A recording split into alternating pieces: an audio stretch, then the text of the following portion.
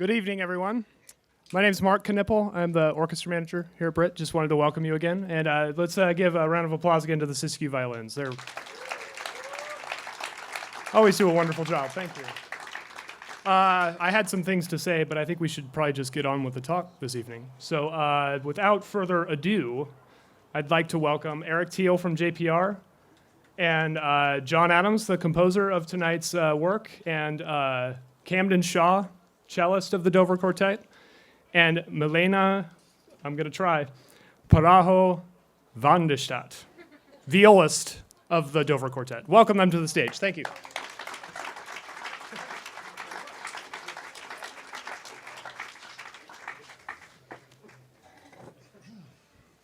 Hello again. Thanks for coming out, everybody. How many were here last night?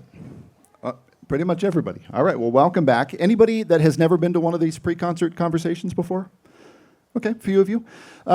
As I said last night, usually throughout these conversations, I try to veer away from the kind of information that you'll find in the program notes in your program. You have time between the end of our conversation and the beginning of the performance tonight to read all about the background of the pieces you'll hear and the composers of the pieces you'll hear.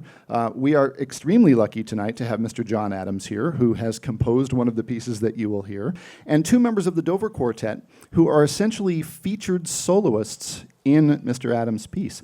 We're going to talk a little bit about the work that John Adams has written that is on tonight's program, and the role that these two play in making this piece of music come to life.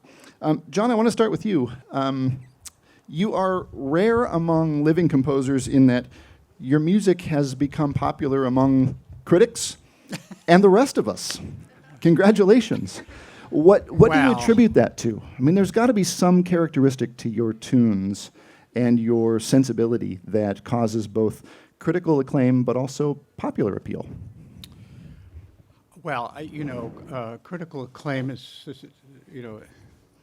it sort of goes from day to day. I don't know. I mean, I sometimes have to remind myself, that I'm a medium-sized fish in a very, very small pond, the small pond being classical music. And the even smaller part of that small pond being contemporary classical music. So I don't suffer from overweening ego. In terms of my, reputation, but I'm very pleased that I do have an audience and that I have phenomenally talented young performers like this amazing group that you'll hear tonight doing my music. And what's wonderful about what we do in classical music is that we're doing something that has a very long shelf life. It's not quite like pop music where if it doesn't become a mega hit tomorrow, it's a failure. What we do takes a long time, and it's something that we hope, your grandchildren and their grandchildren's grandchildren will continue to appreciate. In this piece, there are a number of references to the earlier work of Beethoven. And I know that your parents were jazz musicians, correct? And in jazz music, there's a lot of that takes place, referred to as quoting or paying homage to another piece or another performer who rattled off an amazing solo. In classical music, there seems to be a division between using a small sample of someone else's work or creating something that's derivative. Like, is there a line that you as a composer draw in the sand of how much is enough and how much is too much to borrow or to use and to twist and to change to your own whim? Well, first of all, it's a legal issue. I have to make sure that what you're stealing is public domain, which is why my piece is conveniently steals from Beethoven. Otherwise, I would, there'd be a knock on the door Monday morning, and Stravinsky's lawyers would be there with a briefcase. No, I think that it's got a great tradition that in music that one composer has an obsession with another composer, and it isn't enough to hear the piece or to play it through or conduct it or whatever, but you just feel you need to incorporate that music that you love so much into your own creation. And, I mentioned Stravinsky, and he did that a lot. He did it with Tchaikovsky's music, and he did it with, some of you may know the wonderful ballet Pulcinella, which is Stravinsky taking very familiar Neapolitan Baroque music and putting it through giving it his own personal DNA. And so I did this with this music. This is mostly scherzos from the late Beethoven Quartet. And I just heard, just as we were about to come on stage, that the quartet here is working on the very piece that is Absolute Jest, what you'll hear tonight, is based on.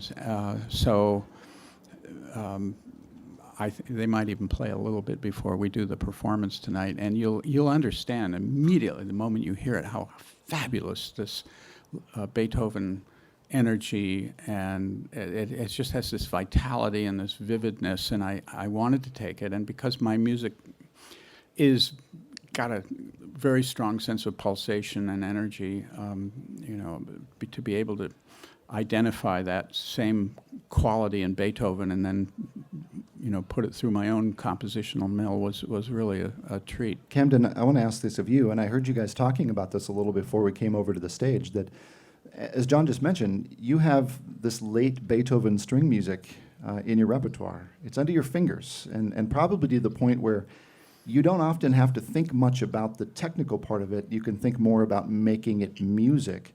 But yet, when you play a piece that has taken that material and twisted it and changed it, and as Milena, you said earlier, moved it into a different key and a different time signature, how painful is that for you as a performer to try to figure that out and make your way through it?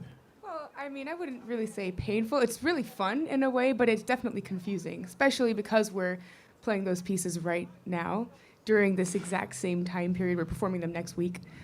So playing them in different key signatures and different time signatures and faster or slower, multiple changes at once, it gets confusing, but I guess it adds to the fun of it. I remember thinking when we first started working on Absolute Jest, I thought, well, he clearly knew what was hard about the Beethoven quartets because he took those and then made them even harder.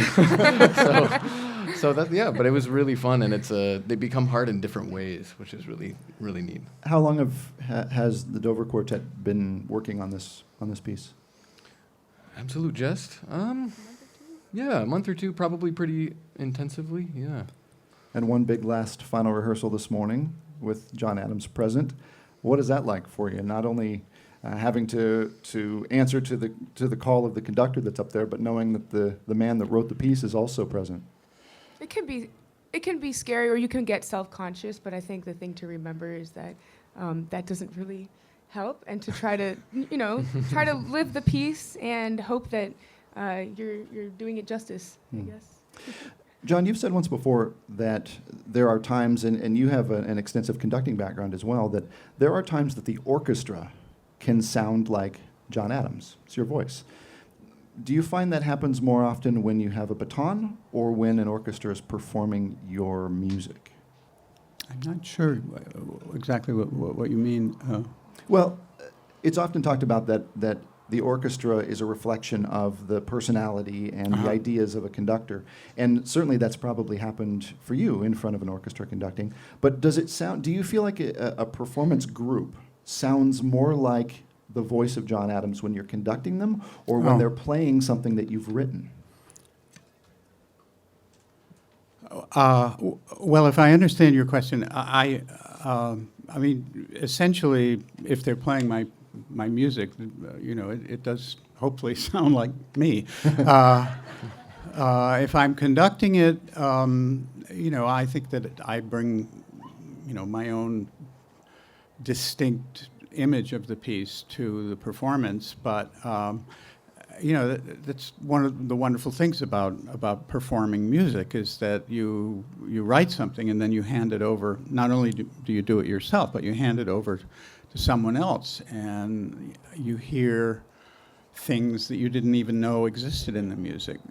Hopefully they're good things, but I, even just this morning listening, I've known Teddy Abrams since he was virtually a little kid, because he grew up in the same town where I live, and I've watched him grow and blossom as a very serious and talented young conductor, and he's done a lot of my music, and we've worked together. He's prepared groups for me in the past, and he really identifies with it. He's got a wonderful sense of the rhythmic integrity of the piece, and he knows when it boogies and when it should shake, and so it gave me great joy to listen to him do it. And he did certain things that I would never think of doing myself, and so that gives you a great sense of pleasure.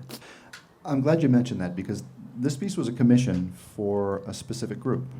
It was written for the St. Lawrence String Quartet and the San Francisco Symphony with Michael Tilson Thomas, a group that you are quite familiar with, and a group whose characteristics, whose skill level, whose sensibility you are aware of as you're writing the piece. Do you have to do anything or provide instruction when that piece moves to a different performing group at all? Well, with classical music, we write the score, and we present the score to other performers. And, there's a lot in the whole issue of notation that is learned through tradition. If you start studying piano when you're 4 years old, you learn, to play, and you listen to how it's done. And there's a great deal we don't even realize as we're learning an instrument. We're just absorbing tradition. If somebody came from Mars and knew how to play the violin and started playing a Mozart sonata, it would probably sound really strange, because they didn't know all the details of the performance. But I can write an orchestra piece and give it to somebody, and they'll play it, and I would say, 90% of it is going to be what I want and identifiable. But that extra 10%, of course, is really where all the, the subtlety and the life and the imagination lives. I'm very lucky, because I get really great performers and great orchestras doing my music, and I've had most of it recorded. So there's this other data bank to check. Sometimes performers don't bother, but they should go and listen to the recordings if the composer's been involved, because that's another sample of what he or she wants. Milena, Camden, in your role in Dover, no conductor. Now you're in a string quartet, but yet there's an orchestra behind you and a conductor. How much of your time do you spend working with conductors, with your primary role being a conductorless string quartet? Not too often anymore, but there is a festival that every summer we go to where we're the principal chairs of the orchestra, and the conductor there, who also conducts Opera Philadelphia, which is the city where we're based, he really believed in the idea of having a string section where the principals were a quartet. And so we actually helped start that festival 5 years ago. So we'd actually only been together for 2 years at that time. And so in that sense, we work with him a lot, but we don't work with that many conductors. And so we know, and it's so interesting because every conductor has such a different relationship with their body language and thus with the orchestra. And so kind of learning out, figuring out how they move and what their movements mean is really fun. And you've spent your entire life with a conductor. My dad was a conductor, yeah, and I remember he tried to teach me, and I was never interested until it was too late, And for folks that aren't aware of your background, your father is who? My dad is Art Shaw, who conducted the Rogue Valley Symphony for many, many years here, actually. Yeah. So Camden is actually an Ashland resident back in town. This has got to be kind of an interesting thing for you, huh? It's been great. I love being back here. It's a great place. I don't want to give too much away about the piece, and I really want everybody to be able to experience it up on the hill a little bit later this evening. But talk, if you can, a little bit about the balance between the four of you and orchestra. Because in a way, it's a concerto for string orchestra and orchestra, but it's a little bit different than if there's a single soloist out there where they're usually really out front in a spotlight. and they perform, then the orchestra performs, then they perform, and back and forth. In your situation, there are almost times where you become part of the orchestra, but then you're singled out. So what's that balance like, and how do you change your approach to performing when you know you're going to be joined by 70 or 80 additional people, and when it's just the four of you? That's a really good question. I have to quote one of my favorite poets, Billy Collins, who had a poem about listening to a string quartet, and he said that it sounded like 4 trains running parallel over complex terrain. And I really love that image, and I think this piece uses that idea of things weaving in and out from one another in different textures, bleeding into each other, then separating, and it just, as you said, it adds this whole new level of complexity that a concerto, which is a slightly more simple relationship with a soloist and orchestra. Here we have the quartet sometimes functioning as one soloist, sometimes functioning as 2 pairs, and all the way down to individual players. And so you have that. It's like a wonderful Rubik's Cube kind of shifting at whim. It's really neat. And you were asking about whether I don't even know that we're consciously trying to change what we're doing when the roles are changing like that. It's more of something that I guess we do that every day being in a quartet, but this is a much larger scale. So the orchestra is now the new instrument that's playing with us, and being this is our first time in this capacity being a soloist as a unit. But for us, quartet really is our instrument. So it's really like joining one unit to one other unit. What is it like for you when we get to this point, and any last words that you have been given, and you're now sitting, listening, and watching someone else take control of this thing that you've created? Is it nerve-wracking for you, or can you actually sit back and just enjoy? Well, normally I hope I can sit back and enjoy it. And usually that's the case, and not always the case. I was saying earlier that the hardest thing, I do much prefer to conduct, because sitting in the audience for a composer can be a very unsettling experience if you're sitting next to people that don't realize they're sitting next to the composer. The number of times that I've sat next to somebody who's rolled their eyeballs and twitched and scratched themselves and checked their email, and then I've gone up on stage and taken a bow and come back, and then the person said, "Oh, I loved it." So hopefully, if I end up sitting next to you, you'll know who it. Early on in the piece, as I was listening to it, it almost sounds like it's starting to take shape as a work for piano and orchestra. I know you made some significant revisions to the beginning of this piece. Did you have a different direction for it when you were first sketching it? Sometimes we set out. I think starting a piece is very much like Magellan, taking off and knowing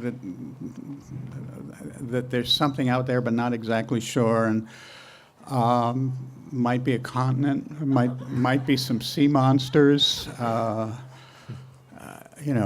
be Donald Trump. I don't know. So I don't know where I'm going often, and I think in this piece I started thinking it was one piece, and I wrote the entire piece, and it was premiered, and it was toured and played at Carnegie Hall, and all the times that I was listening to it, I was just not satisfied. I was kind of in agony, but I really thought that the idea of the piece was worth saving, that it was a really good piece, and it just didn't start right. So I did something really radical. I threw away the first 400 bars, which was like, 2 months of work, and much to Michael Tilson Thomas's horror, because he had worked so hard to learn the score. And when they brought it back a year later, I had a completely new piece. But I'm so glad I did it, because I think I know I did the right thing, and I'm very pleased with this piece, and I hope you will be too. One other thing I want to mention about the piece and the staging of this piece, which I thought would be a far better thing to talk about if it weren't for the fact that Britt stuffed 225 people on stage last night, is the difficulty of how to actually physically arrange the bodies on stage for a work that features string quartet and orchestra. And I had never really considered that, and I guess I didn't have a concept that as a composer you would consider that either, but I guess your background as conductor, logistically you have to think about where you put 'em. I actually did not think more clearly about it, and now I realize why there are so few good pieces for string quartet and orchestra, because up until tonight, the string quartet has always been kind of hidden. You know, the first thing you see is the conductor and the podium, and then in front of the conductor is the string quartet and the orchestra, and I always felt wrong. You know, it's just very, very disturbing to have this solo entity of these four wonderful players and only to be able to see two of them. So I made this radical solution or proposition that the quartet should sit literally behind the conductor's back, and these guys they're so incredibly talented and so young. They had no idea how difficult that was, and they just went ahead and did it. I didn't know it was supposed to be hard, and. You know, we have a little video monitor which is helping, and I saw it this morning for the first time, and you know, I felt, oh, we finally got it right. So that's a great triumph, and you'll be the first to witness that tonight. To a large degree, the orchestra paints in big, wide brushes of color. You guys are the fine detail, going in and adding the little pinstriping and the little filigree in between.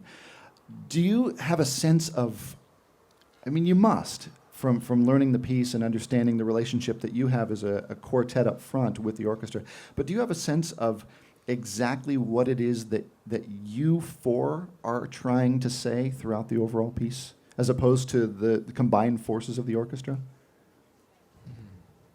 Well, I think in general, usually when I think of any piece that's with soloist and orchestra, it's almost as though the soloist is a very specific character in the story whose life you get to see through a much clearer lens. And then with the orchestra, you have the idea of your surroundings and I guess the environment and what is going on a broader scale.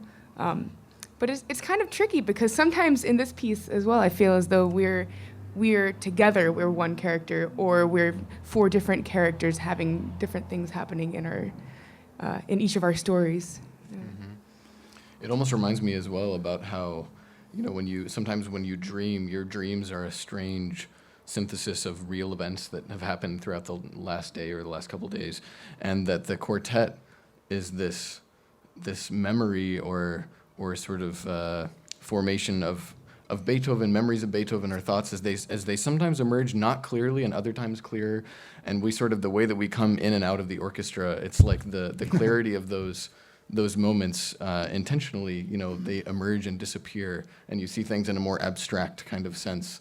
That's really cool. So do your four parts make you feel as if you're the four appendages of one character, or four individual characters that are a partnership or a tandem? I think it's a yin-yang of both those. That's, I mean, even not just this piece, but the way that we think about our quartet is a perfect balance of those two ideas. Yeah. So a character with split personalities. Why not? Basically. John, I want to wrap up a little bit by just talking about sort of your place in music, and I don't mean to put you on the spot too much, but if you can, talk a little bit about the perception of art or music's significance in the now as opposed to looking back on it. I mean, you have written some very significant pieces of music over the last 30 years or so that are well received now, and 100, 200 years from now may still be well received. There were a lot of composers along the way that didn't receive that kind of attention while they were around, and we now look back at them as being incredibly significant.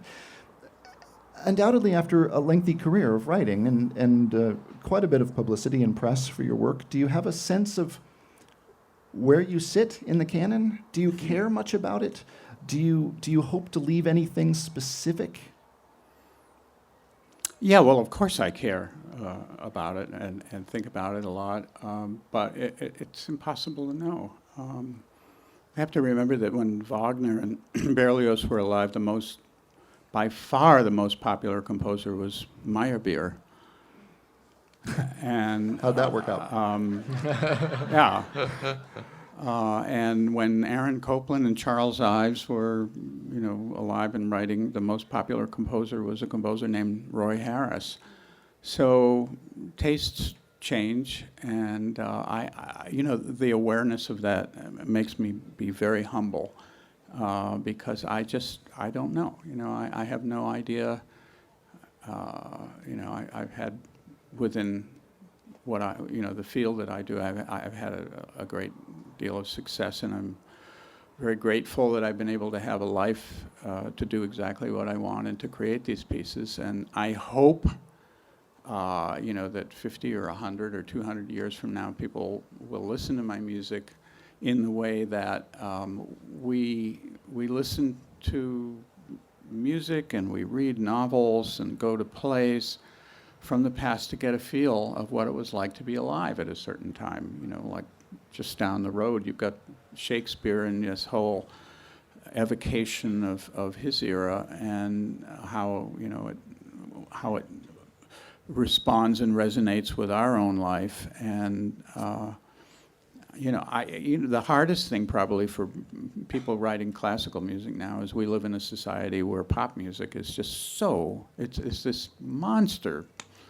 elephant in the room, and it's just so big and so powerful, and in many ways it does express the zeitgeist for our time probably more succinctly and more vividly than what I do, but I still think that there's great value for the kind of music that I write. And that came to me right after 2011. It was interesting because the country was so deeply traumatized by that event, and it was interesting how many people needed music. They needed to get in touch with the deepest parts of themselves, and how many people said, I need classical music. Somehow the statement and the gravitas, for lack of a better word, was something that could fulfill the human experience at the deepest levels. And I think that's why we do it, because I think we're doing something that pop music can't do. Camden, Milena, what is next for Dover? We're driving down past San Francisco to Menlo, California, for a festival down there for about a week, where we're recording Beethoven Opus 131 and performing Opus 135. And how about for you? What is next for you? What's next to come from your pen? Well, I'm writing another opera. Yeah? And you're not dropping any hints? No. Camden Shaw, Milena Pajaro-van der Stadt from Dover Quartet, and Mr. John Adams. Guys, thanks for joining me. Thank you. Thanks for coming. Enjoy the show.